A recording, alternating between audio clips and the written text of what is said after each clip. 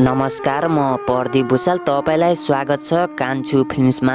आज हामीले तपाईहरुमाझ आज असोज 11 गतेका मुख्य 10 समाचारहरू के रहेका छन् त भनेर आज मुख्य 10 समाचारहरू लिएर आएको छु।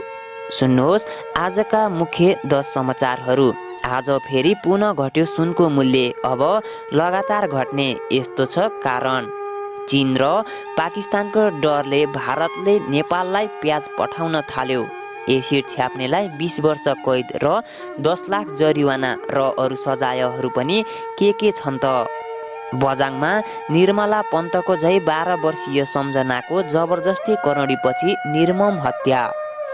फोटोकपी गरिएको नक्कली नोटले सुन किनेर टाप, तलमाथि सक्कली भनी बीचमा नक्कली।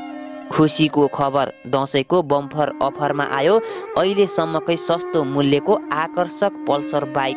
मूल्य सुन्दा तपाई चकित पर्नुहुनेछ।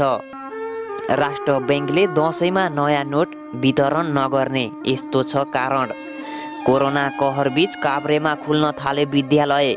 आज फेरि पुनः घट्यो सुनको मूल्य। अब लगातार घट्ने यस्तो छ कारण। सुनको मूल्य एकाएक घटेको छ। पछिल्लो 1.5 महिनाको अवधिमा बजारमा सुनको मूल्य तोलामा 10,000 रुपैयाँले घटेको छ।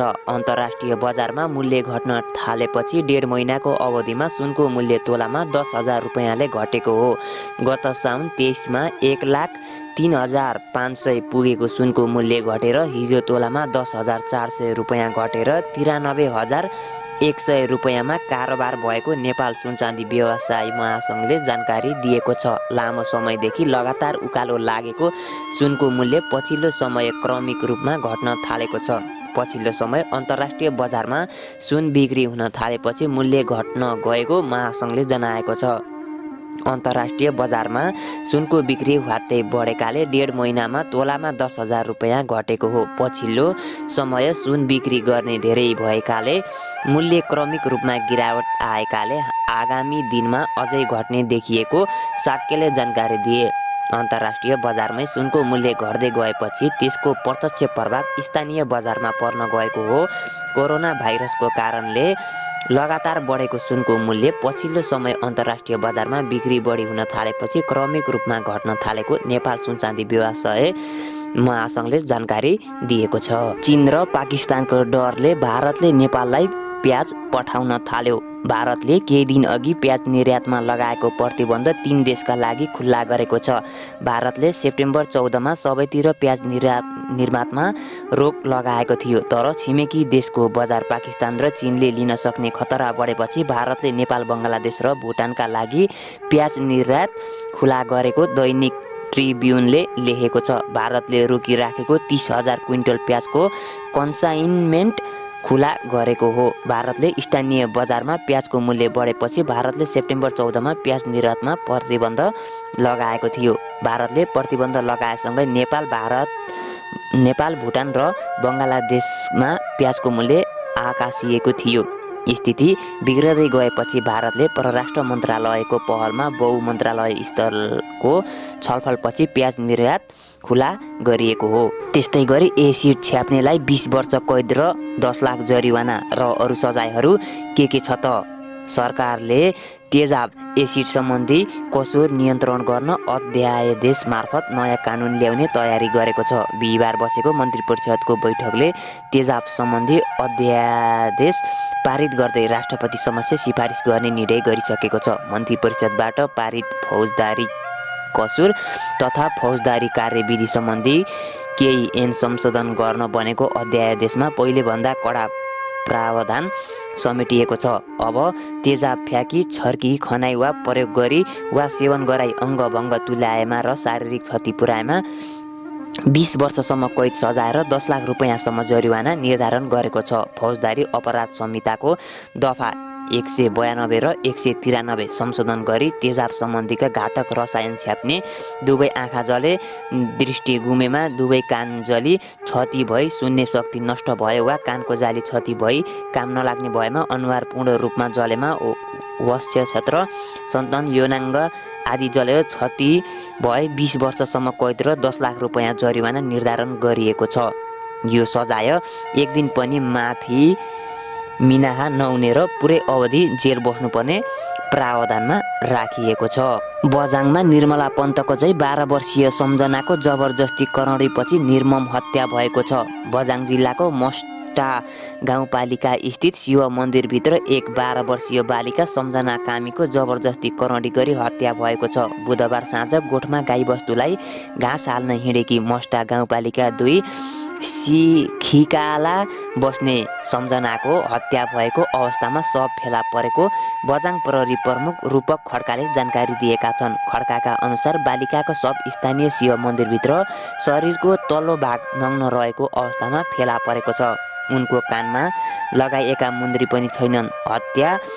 हत्याको आशंकामा एकजनालाई प्रहरीले पक्राउ गरेको छ। त्यस्तै फोटोकपी नोटले सुन किनेर टाप, तलमाथि सक्कली, बीचमा भने नक्कली। अपराधका पनि परिसरका घटना सार्वजनिक हुन्छन्। यस्तै क्रममा ललितपुर महानगरपालिका 14 तालसी खेलबाट 1000 दरका 465 थान नक्कली नोट बिहिबार बिहान बरामद गरिएको छ। सोही ठाउँ स्थित डम्बर बहादुर रिजालले Jaynath Durga gems and jewellery सुन पसलमा आएका 2 जना अपरिचित पुरुषले 5 तोला बराबरको सुनको हार किन्ने बहाना गरी नक्कली नोट दिई बिल समेत नलिई फरार भएका थिए। त्यसपछि महानगरीय प्रहरी वृत्त साधो बाटोबाट खटिएको प्रहरीले ती नोटहरू बरामद गरेको महानगर प्रहरी ललितपुरका परिसरका प्रमुख डिएसपी टेकेन्द्र प्रसाद राईले जानकारी दिए। प्रहरीले बिल नदिई सुन मात्र लिएर व्यक्तिहरू भागेको खबर पाएपछि प्रहरीले सो सुन पसलमा पुगेको उनले बताए। उनले ती व्यक्तिको खोजी समेत भइरहेको जानकारी दिए। बरामद 5 गड्डीका 465 थान नक्कली नोट र प्रत्येक गड्डीका माथिल्लो भागमा 1-1 थान सक्कली नोट राखेको फेला परेको केन्द्रीय प्रहरी समाचार कक्षले जनाएको छ। एसपी राईका अनुसार ती व्यक्तिले स्क्यान गरेका नोटहरू लिएर सुन किनेका थिए। उनले भने 5 लाखको गड्डीमा तल र माथि सक्कली नोट राखिएको रहेछ। बीचमा स्क्यान गरेर 1000 दरले नोट बनाइएको छ। खुसीको खबर, दशैंको बम्पर अफरमा आयो अहिलेसम्मकै सस्तो मूल्यको आकर्षक पल्सर बाइक। मूल्य सुन्दा तपाईँ पर्नुहुन्छ चकित। दशैंको अफरमा आयो अहिलेसम्मकै सस्तो मूल्यको पल्सर बाइक।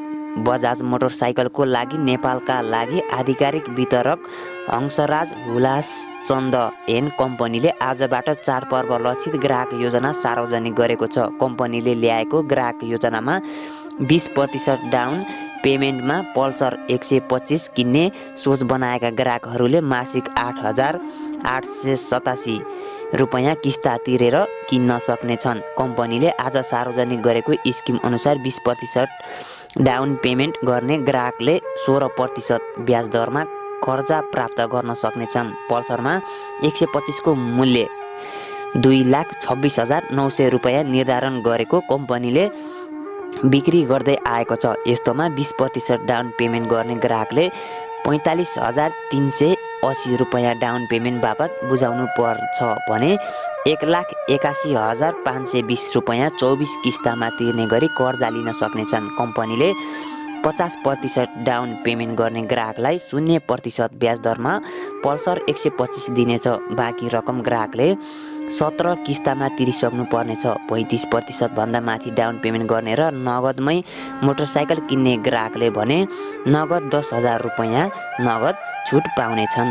राष्ट्र ब्याङ्कले दशैंमा नयाँ नोट वितरण नगर्ने यस्तो छ कारण कोरोना भाइरसको महामारी बढ्दो क्रममा रहेको हुँदा यसपटकको वडा दशैंमा नेपाल राष्ट्र ब्याङ्कले नयाँ नोट नबान्ने भएको छ। कोरोनाको संक्रमण बढेको हुँदा नयाँ नोट लिनका लागि सर्वसाधारणको भिडभाड बढ्न सक्ने र जसबाट संक्रमणको जोखिममा बढ्न सक्ने हुँदा नेपाल राष्ट्र ब्याङ्कले यो वर्षमाको दशैंमा नयाँ नोट नबान्ने योजना अघि सारेको छ। नयाँ नोट लिन दशैंमा सर्वसाधारणको भिडभाड लाग्ने हुँदा यो वर्षको दशैंमा राष्ट्र ब्याङ्कले लाइन लगाएर नयाँ नोट नबान्ने अवस्थामा पुगेको हो। कोरोनाको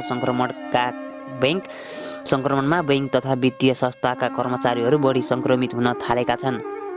नेपाल राष्ट्र ब्याङ्कका केन्द्रीय कार्यालयका साथै विभिन्न प्रदेशका कार्यालयहरूबाट पनि यसपटकको दशैंमा नयाँ नोट वितरण नगर्ने योजनामा राष्ट्र ब्याङ्क रहेको छ। दशैंको नयाँ नोटको प्रयोग गर्ने प्रचलन रहेको छ। दशैंमा अन्य समयमा भन्दा 50-60 अर्ब थप नोटको आवश्यकता पर्दछ। दसैँमा सर्वसाधारणलाई वितरण गरिने 5 रुपैयाँदेखि माथिका दरका नोटहरू यसपटक राष्ट्र ब्याङ्कले वितरण नगरे पनि बजारमा नोटको अभाव भने नहुने राष्ट्र ब्याङ्कले जनाएको छ। दसैँमा राष्ट्र ब्याङ्कले चलन चल्तीका बाहेक पनि थप नोट वितरण गर्ने गरेको छ। गत वर्षको दसैँ र यसपटकको दसैँ भिन्न अवस्थामा भएको र पछिल्लो पटक लकडाउन खुकुले भएसँगै कोरोना सङ्क्रमितको सङ्ख्या पनि बढिरहेको अवस्थामा सर्वसाधारणलाई नयाँ नोट वितरण गर्दा थप जोखिम भएको हुँदा नयाँ नोट वितरण गर्न कठिन भएको राष्ट्र ब्याङ्क उच्च आधिकारिक कोरोना कहरबीच काभ्रेमा खुल्न थाले विद्यालय। कोरोना भाइरस महामारीको सङ्क्रमण जोखिमको सम्भावनालाई मध्यनजर गर्दै लामो समयदेखि